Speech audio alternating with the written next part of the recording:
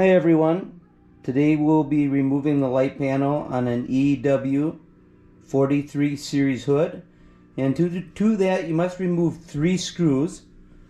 There's a center screw, and I've already got the screws out for filming purposes. So there's a center screw, there's a screw on the left, and there'll be a screw on the right. You remove those screws, the bracket will slide down like so. On this light panel itself, there's a compression fitting. All you're going to do is take your finger and you're going to squeeze it together, and out will pop the light assembly. There is a quick connect, as you see here. And there you have it.